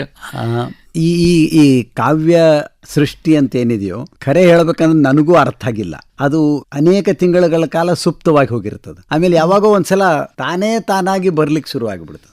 ತಾನಾಗಿ ಅದು 4 ಸಾಲಿನ ಪದ್ಯ ಆಗಿರ್ಬೋದು, 10-12 ಸಾಲಿನ ಒಂದು ಕವಿತೆ ಆಗಿರ್ಬೋದು. ಅದು ಯಾವಾಗ ಬರ್ತದೆ, ಯಾಕೆ ನಿಲ್ತದೆ ನನಗೆ ಅರ್ಥ ಆಗೋದಿಲ್ಲ. ಆದ್ರೆ ನಾನು ಒತ್ತಾಯದಿಂದ ಕವಿತೆ ಬರೆಯೋ ಪ್ರಯತ್ನಕ್ಕೆ ನಾನು ಹೋಗೋದೇ ಇಲ್ಲ. ಸಹಜವಾಗಿ ಅದು ಯಾವಾಗ ಮೂಡಿ ಬರ್ತದೋ ಅವಾಗ ಅದನ್ನ ನಾನು ಬರೆದು ಬಿಡ್ತೀನಿ. ಅಂದ್ರೆ ಅದಕ್ಕಿಂತದೇ ಒಂದು ಕವನ ಬರೀಬೇಕು ಅಂತ ಕೂಡುವಂತ ಜಾಯಮಾನದವರು ನೀವು ಅಲ್ಲ. ಅಲ್ಲ ನಿಮ್ಮ ತಲೆನಲ್ಲಿ ಯೋಚನೆಗಳು ಬಂದಾಗ ಅದು ಒಂದು ಕವನ ರೂಪ ತಾಳ್ತದ ಅಂತ ಹೇಳಿ ಹೇಳ್ಬಹುದು. ನಮ್ಮ ಕೇಳುಗರಿಗೆ ತಾವು ಬರೆದಂತ ಒಂದು ಕವನವನ್ನ ವಾಚಿಸ್ಲಿಕ್ಕೆ ಸಾಧ್ಯ ಆಗ್ತದ? ಒಂದು ಸಣ್ಣ ಪದ್ಯವನ್ನ ನಾನು ಓದ್ತೀನಿ. ಇದು ನಿನ್ನೆ ಅಷ್ಟೇ ಬರೆದಿದ್ದು. ಬಾಗದೆ ಇರಲಾರದೆ, ಬಾಗದೆ ಇರಲಾರದೆ, ಒದ್ದಾಡುತ್ತಿದೆ ಅಂಗಳದ ಬಾಳೆ, ಗೊನೆಯ ಹೆಚ್ಚುತ್ತಿರುವ ಭಾರದಿಂದ, ಎಲ್ಲ ತಾಯಂದಿರ ಹಾಗೆಯೇ ಸಂತೋಷದಿಂದ. ನೋಡ್ರಿ ಎಷ್ಟು ಸುಂದರವಾದ ಕವನ. ಅಂದ್ರೆ ನೀವು 35 ವರ್ಷಗಳ ಕಾಲ ಸ್ತ್ರೀ ಆರೋಗ್ಯ ಹಾಗೂ ಪ್ರಸೂತಿ ತಜ್ಞರಾಗಿ ಸೇವೆ ಸಲ್ಲಿಸಿದ್ದಕ್ಕೂ ಈ ಕವನಕ್ಕೂ ಬಹಳ ಅವಿನಾಭಾವವಾದ ಸಂಬಂಧ ಇದೆ ಇದರಲ್ಲಿ. ಡಾಕ್ಟರ್ ಸಂಜೀವ್ ಕುಲಕರ್ಣಿ ಅವರೇ, ಸಮಾಜಮುಖಿಯಾಗಿ ಕೂಡ ಹಲವಾರು ಕಾರ್ಯಚಟುವಟಿಕೆಗಳಲ್ಲಿ ನಿಮ್ಮನ್ನು ನೀವು ತೊಡಗಿಸಿಕೊಂಡಿದ್ದೀರಿ. ಅದರಲ್ಲೂ ವಿಶೇಷವಾಗಿ ಈ ಭ್ರೂಣಲಿಂಗ ಪತ್ತೆ, ಹೆಣ್ಣು ಭ್ರೂಣ ಗರ್ಭಪಾತ ವಿರೋಧಿ ಆಂದೋಲನ ಆಗಿರಬಹುದು, ಮತ್ತೆ ಈ ರಕ್ತದಾನ ಶಿಬಿರಗಳಾಗಿರ್ಬಹುದು, ಇಂಥದ್ರಲ್ಲೆಲ್ಲ ನಿಮ್ಮನ್ನ ತೊಡಗಿಸಿಕೊಂಡಿದ್ದೀರಿ. ಎಲ್ಲರಿಗೂ 24 ಗಂಟೆನೇ ಟೈಮ್ ಇರ್ತದೆ. ನೀವು ಇವೆಲ್ಲವನ್ನು ಮಾಡ್ಲಿಕ್ಕೆ ನಿಮ್ಗೇನಾದ್ರೂ ದೇವರು ಒಂದು ಎಕ್ಸ್ಟ್ರಾ ಟೈಮ್ ಏನಾದ್ರೂ ಕೊಟ್ಟಿದ್ದಾನೆ? ಇಲ್ಲಪ್ಪ, ಆ ಸರ್ವತಾ ಇಲ್ಲ. ಇರುವ 24 ತಾಸಿನೊಳಗೆ ಸ್ವಲ್ಪ ಅದನ್ನು ಮಾಡು, ಸ್ವಲ್ಪ ಇದನ್ನು ಮಾಡು ಅನ್ನೋ ಪ್ರಯತ್ನದೊಳಗಿರುವವನು ನಾನು ಮಾಡಿರೋದು ಬಹಳ ಶ್ರೇಷ್ಠವಾದುದು ಅನ್ನುವಂತಹ ಅಹಂ ಸರ್ವಥಾ ನನಗಿಲ್ಲ. ಆದ್ರೆ ನನಗೆ ಆಸಕ್ತಿ, ಕವಿತೆ ಬರಿಬೇಕು ಅನಿಸಿದ್ರೆ ಕವಿತೆ ಬರಿತೀನಿ, ಮತ್ತೊಂದೇನೋ ಮಾಡಬೇಕು ಅಂತ ಅನಿಸಿದ್ರೆ ಮಾಡ್ತೀನಿ. ಸುಮಾರು ಎಷ್ಟು ಸಲ ರಕ್ತದಾನವನ್ನ ಮಾಡಿದಿರಿ? ಈವರೆಗೆ ನಾನು 124 ಸಲ ರಕ್ತದಾನ ಮಾಡಿದ್ದೀನಿ. ಅದು MBBS ಓದುವಾಗ 2ನೇ ವರ್ಷದ ಅಧ್ಯಯನ ಮಾಡ್ತಾ ಇದ್ದಾಗ ಶುರು ಆಯಿತು. ಯಾವುದೋ ಒಬ್ಬ ಹೆರಿಗೆ ಆಗಿ ರಕ್ತಸ್ರಾವ ಅತಿ ಆಗಿದ್ದಂತಹ ಮಹಿಳೆಗೆ ರಕ್ತ ಕೊಡೋ ಪ್ರಸಂಗ ಬಂದಿತ್ತು. ಅಲ್ಲಿಂದ ಶುರು ಆಗಿ ಕೊಡ್ತಾ ಬಂದಿದ್ದೀನಿ. ಈವರೆಗೆ 124 ಸಲ ರಕ್ತದಾನ ಮಾಡಿದ್ದೀನಿ. ಸಾಮಾನ್ಯವಾಗಿ ಜನರಲ್ಲಿ ಒಂದು ತಪ್ಪು ಗ್ರಹಿಕೆ ಇದೆ. ಈ ರಕ್ತದಾನ ಮಾಡೋದ್ರಿಂದ ನಮ್ಮಲ್ಲಿ ರಕ್ತ ಕಡಿಮೆ ಆಗ್ತದೆ, ಹೊಸ ರಕ್ತ ಹುಟ್ಟುವುದಿಲ್ಲ. ಅದರಲ್ಲೂ ವಿಶೇಷವಾಗಿ ಮಹಿಳೆಯರಲ್ಲಂತೂ ಸಾಕಷ್ಟು ತಪ್ಪು ನಂಬಿಕೆಗಳು ಇದ್ರ ಬಗ್ಗೆ ಇವೆ. ಇದ್ರ ಬಗ್ಗೆ ಒಂದೆರಡು ಮಾತೇನ್ ಹೇಳ್ತೀರಿ? ಇಲ್ಲ, ಅದೇನಂದ್ರೆ ನಮ್ಮ ಶರೀರದೊಳಗಡೆ ರಕ್ತ ಮತ್ತೆ ಉತ್ಪಾದನೆ ಆಗ್ತಾನೆ ಇರ್ತದೆ. ಹಾಗಾಗಿ ಒಬ್ಬ ಆರೋಗ್ಯವಂತ ವ್ಯಕ್ತಿ, ಮಹಿಳೆ ಆಗಿರ್ಬೋದು ಪುರುಷ ಆಗಿರ್ಬೋದು, 18 ವರ್ಷ ಮೇಲ್ಪಟ್ಟವರು, ಅವರು ಆರೋಗ್ಯವಂತ ವ್ಯಕ್ತಿಯಾಗಿದ್ರೆ ಅವರ ಶರೀರದೊಳಗಡೆ ರಕ್ತದ ಪ್ರಮಾಣ ಸರಿಯಾಗಿದೆ ಅಂತಾದ್ರೆ ಪ್ರತಿ 4 ತಿಂಗಳಿಗೊಂದ್ಸಲ ರಕ್ತದಾನ ಮಾಡಬಹುದು. ಯಾವುದೇ ರೀತಿಯ ಅಶಕ್ತತನ ಆಗೋದಿಲ್ಲ, ಆರೋಗ್ಯದ ಮೇಲೆ ದುಷ್ಪರಿಣಾಮ ಉಂಟಾಗೋದಿಲ್ಲ. ಆದ್ದರಿಂದ ಬಹಳ ಸರಳವಾಗಿ, ಬಹಳ ಸಹಜವಾಗಿ ನಾವೆಲ್ಲರೂ ರಕ್ತದಾನ ಮಾಡಬಹುದು. ಅದ್ರ ಬಗ್ಗೆ ಇರುವಂತ ತಪ್ಪು ನಂಬಿಕೆಗಳೆಲ್ಲ ಸತ್ಯಕ್ಕೆ ದೂರವಾದದ್ದು. ಮತ್ತೆ ನನ್ನ ಅನುಭವ ಏನಂದ್ರೆ, ನನಗೆ ಯಾವುದೇ ರೀತಿ ಅಶಕ್ತತನ ಇಲ್ಲ. ಇವತ್ತು ಬೆಳಿಗ್ಗೆ ನಾನು ರಕ್ತದಾನ ಮಾಡಿ ಮಧ್ಯಾಹ್ನ ಆಪರೇಷನ್ ಮಾಡಿದ್ದೀನಿ ಬೇಕಾದಷ್ಟು ಸಲ. ಅದರಿಂದ ಏನೇನೂ ಸಮಸ್ಯೆ ಆಗೋದಿಲ್ಲ. ಇದು ಅಲ್ಲದೇನೆ ಈಗ ಡಾಕ್ಟ್ರೆ, ಸಾಮಾನ್ಯವಾಗಿ ಮನುಷ್ಯ ಒಂದು ವೃತ್ತಿಯಲ್ಲಿ ಇದ್ದು ನಿವೃತ್ತನಾದ ಅಂದ ತಕ್ಷಣ ಆ ವೃತ್ತಿ ನಂದು ಮುಗೀತು, ಇನ್ನು ನಿವೃತ್ತಿ ಅಂತ ಎಕ್ಸೆಪ್ಟ್ ಮಾಡ್ಕೊಂಡ್ಬಿಡ್ತಾರೆ. ನಿವೃತ್ತಿಯ ನಂತರ ಪ್ರವೃತ್ತಿಯನ್ನ ಕೈಗೊಳ್ಳುವವರ ಸಂಖ್ಯೆ ಬಹಳ ಕಡಿಮೆ. ತಾವು ಸದಾಕಾಲ ಕ್ರಿಯಾಶೀಲರಾಗಿರಿ, ಹಲವಾರು ಪ್ರವೃತ್ತಿಗಳನ್ನ ಮೈಗೂಡಿಸಿಕೊಂಡಿದ್ದೀರಿ. ನಿವೃತ್ತ ಜೀವನದಲ್ಲಿ ಮನುಷ್ಯ ಏನೆಲ್ಲ ಚಟುವಟಿಕೆಗಳನ್ನ ಮಾಡಬಹುದು ಅಂತ ತಾವು ಹೇಳ್ತೀರಿ? ಹೇಗ್ ಮಾಡಬಹುದು? ಏನ್ ಹೇಳಬಹುದು ನಾನು ಅಂತಂದ್ರೆ ಇದನ್ನ ಬಹಳ ಪ್ರಾಂಜಲವಾಗಿ ಹೇಳ್ತೀನಿ. ಇದು ಸೊಕ್ಕಿನ ಮಾತಲ್ಲ. ನೋಡ್ರಿ, ಸಮಾಜ ನಮಗೆ ಎಷ್ಟು ಕೊಟ್ಟು ಬಿಡ್ತದೆ. ಶಿಕ್ಷಣದ ಸಂದರ್ಭದೊಳಗೂ ಸರ್ಕಾರ ಕಟ್ಟಿದಂತ ಶಾಲೆಗಳು, ಶಿಕ್ಷಕರು ನಮ್ಮ ಬದುಕನ್ನು ರೂಪಿಸ್ತಾರೆ. ಆಮೇಲೆ ವೃತ್ತಿಯ ಸಂದರ್ಭದೊಳಗೂ ಕೂಡ ನಾವು ಅದೆಷ್ಟೋ ಮಹಿಳೆಯರು ಬಂದು ನಮ್ಮ ಕಡೆ ಪರೀಕ್ಷೆ ಮಾಡಿಸಿಕೊಂಡಿದ್ರಿಂದಾಗಿ ನಮ್ಮ ವೃತ್ತಿ ಜೀವನ ನಡೀತು. ಇನ್ನು ನಾವು ಸಮಾಜಕ್ಕೆ ಏನಾದ್ರೂ ಕೊಡಬೇಕಲ್ಲ, ಅದು ನಿವೃತ್ತಿಯ ನಂತರ ನಾನು ಮಾಡಬೇಕಾಗಿರುವಂತ ಕರ್ತವ್ಯ. ಅದು ಸೇವೆಯ ರೂಪದೊಳಗೆ ಎಲ್ಲಿ ಪ್ರಸಿದ್ಧಿಯ ಅಥವಾ ಪ್ರಶಸ್ತಿಗಳ ಅಥವಾ ದುಡ್ಡಿನ ಯಾವುದೇ ಫಲಾಪೇಕ್ಷೆ ಇಲ್ಲದೆ ನಾವೇನ್ ಮಾಡಬಲ್ಲೆವೋ ಸಮಾಜಕ್ಕೆ ನಮ್ಮ ಋಣವನ್ನು ತೀರಿಸುವಂತಹ ಒಂದು ಸಣ್ಣ ಪ್ರಮಾಣದ ಕೆಲಸ ಇದು. ಅದಕ್ಕೆ ನಮಗೆ ಅವಕಾಶ ಸಿಕ್ಕಿರ್ತದೆ, ಅದನ್ನು ನಾವು ಮಾಡಬೇಕು ಅಂತ. ಬಹಳ ಉತ್ತಮವಾದಂತ ವಿಚಾರ ಡಾಕ್ಟರ್ ತಮ್ಮದು. ಜೊತೆಗೆ ಇಷ್ಟೆಲ್ಲ ಕಾರ್ಯಚಟುವಟಿಕೆಗಳನ್ನ ನೀವು ತಾವು ಕೈಗೊಂಡು ಇವನ್ನೆಲ್ಲ ಮಾಡಬೇಕು, ಯಾವುದೇ ಫಲಾಪೇಕ್ಷೆ ಇಲ್ಲದೆ ನೀವು ಪ್ರಶಸ್ತಿ ಇದರ ಹತ್ರಕ್ಕೂ ಸುಳಿಲಾರ್ದೇನೆ ಎಲೆಮರೆ ಕಾಯಿ ಅಂತ ಈಗ ಮಾಡ್ತಾನೆ ಬಂದಿರಿ. ಇಷ್ಟೆಲ್ಲ ಮಾಡ್ಬೇಕು ಅಂದಾಗ ನಮ್ಮ ಆರೋಗ್ಯ ಅನ್ನೋದು ಕೂಡ ನಮ್ಗ ಸುಸ್ಥಿತಿಯಲ್ಲಿ ಇದ್ದಾಗ ಇದನ್ನೆಲ್ಲ ಮಾಡ್ಲಿಕ್ಕೆ ಸಾಧ್ಯ ಆಗ್ತದೆ. ತಾವು ಸ್ವತಃ ವೈದ್ಯರೇ ಇದ್ದೀರಿ, ಆದಾಗ್ಯೂ ಕೂಡ ಆರೋಗ್ಯದ ಬಗ್ಗೆ ಒಂದು ವಿಶೇಷ ಕಾಳಜಿ ಅಷ್ಟೇ ಏನಿಟ್ಕೊಂಡಿದ್ದೀರಿ? 2-3 ಮುಖ್ಯವಾದಂತಹ ಸಂಗತಿಗಳು. ಒಂದು, ಆಹಾರದ ಬಗ್ಗೆ ನಾನು ಯಾವ ರೀತಿಯ ಆಹಾರ ಸೇವಿಸಬೇಕು ಅನ್ನೋದ್ರ ಬಗ್ಗೆ ಸದಾ ಎಚ್ಚರದಿಂದಿದ್ದು ಒಂದು ಆರೋಗ್ಯಪೂರ್ಣವಾದಂಥ ಆಹಾರ ಸೇವನೆಯ ಪದ್ಧತಿಯನ್ನು ರೂಢಿಸಿಕೊಂಡಿರೋದು. 2ನೇದು, ಆದಷ್ಟು ಹೆಚ್ಚು ಶರೀರ ಶ್ರಮ ಇರುವಂತಹ ಜೀವನ ಶೈಲಿ. ಅದು ತೋಟದೊಳಗೆ ಹೋಗಿ ಕೆಲಸ ಮಾಡೋದಿರ್ಬೋದು, ನಮ್ಮ ಮನೆಯೊಳಗಿನ ಆವರಣದೊಳಗನೆ ಇರುವಂಥ ಕೆಲಸ ಮಾಡೋದಿರ್ಬೋದು, ವ್ಯಾಯಾಮ ಇರ್ಬೋದು, ಯೋಗಾಸನ ಇರ್ಬೋದು, ಇವೆಲ್ಲವುಗಳನ್ನು ಮೈಗೂಡಿಸಿಕೊಂಡು ಇರುವಂತಹದ್ದು. ಮತ್ತು ಒಂದು ಸಮನ್ವಯದ ಸಮಚಿತ್ತವನ್ನು ರೂಢಿಸಿಕೊಳ್ಳೋದು ಮಾನಸಿಕವಾಗಿ. ಅಂದ್ರೆ ಬದುಕಿನೊಳಗೆ ಸಹಜವಾಗಿಯೇ ಏರುಪೇರು ಇರ್ತವೆ, ಸಮಸ್ಯೆಗಳು ಬರ್ತಿರ್ತವೆ. ಅವುಗಳನ್ನ ಒಂದು ಸಮಚಿತ್ತದಿಂದ ಎದುರಿಸಿ ನಿರ್ವಹಿಸುವಂತಹ ಆ ಒಂದು ಮನೋಧಾರ್ಢ್ಯವನ್ನು ರೂಪಿಸಿಕೊಂಡಿರೋದು. ಇದರಿಂದ ಆರೋಗ್ಯ ಬಹಳ ಸರಿಯಾಗಿದೆ ಅಂತ ನಾನು ಹೇಳಬಲ್ಲೆ. ಯಾವುದಕ್ಕೂ ಅತಿಯಾಗಿ ಹೋಗದೆ, ಏನು ನನಗೆ ಸಿಕ್ಕಿಲ್ಲ ಅಂತ ದುಃಖ ಪಡದೇನೆ ಸಮಚಿತ್ತರಾಗಿ ಇರಬೇಕು. ಇದ್ದಾಗ ಒಂದು ವೃದ್ಧಾಪ್ಯ ಅನ್ನೋದು ಅಪ್ಯಾಯಮಾನವಾಗಿರ್ತದೆ. ಹೌದು, ವೃದ್ಧಾಪ್ಯ ಅಂತ ಅನ್ನೋದು ಸಾರ್ಥಕವಾಗಿ ಕಳೆಯಬಹುದು ನಾವು. ಯಾಕಂದ್ರೆ ಸಾಮಾನ್ಯವಾಗಿ ಜನಸಾಮಾನ್ಯರು ಗುಣಗ್ತಿರ್ತಾರೆ, ವೃದ್ಧಾಪ್ಯ ಅಂದ್ರೆ ಏನ್ರಿ, ಅದೊಂದು ಶಾಪ ಅಂತಾರೆ. ಆದ್ರೆ ಈ ವೃದ್ಧಾಪ್ಯವನ್ನ ವರವನ್ನಾಗಿ ಮಾಡ್ಕೊಂಡವರು ಸಾಕಷ್ಟು ಜನ ಇದ್ದಾರೆ. ಹೌದು. ಆ ನಿಟ್ಟಿನಲ್ಲಿ ಜನರು ಪ್ರಯತ್ನಶೀಲರಾಗಬೇಕು ಅಂತ ಹೇಳ್ತೀರಿ. ಮುಂದಿನ ಯೋಜನೆ ಏನ್ ಇಟ್ಕೊಂಡಿದ್ದೀರಿ ಡಾಕ್ಟ್ರೆ?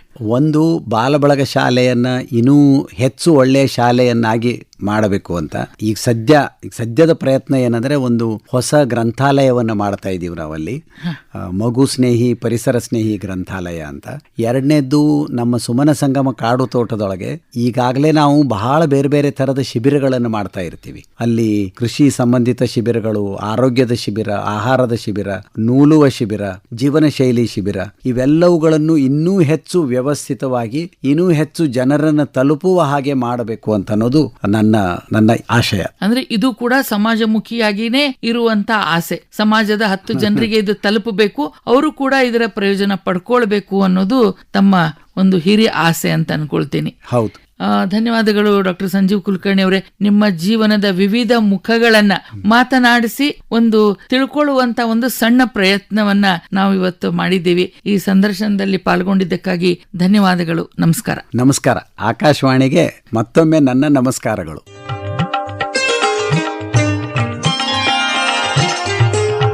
ಇದುವರೆಗೆ ಸ್ತ್ರೀ ಆರೋಗ್ಯ ಹಾಗೂ ಪ್ರಸೂತಿ ತಜ್ಞ, ಸಾಹಿತ್ಯ ಹಾಗೂ ಪರಿಸರ ಪ್ರೇಮಿ ಡಾಕ್ಟರ್ ಸಂಜೀವ್ ಕುಲಕರ್ಣಿ ಅವರೊಂದಿಗೆ ಆತ್ಮೀಯ ಮಾತು ಕೇಳಿದಿರಿ.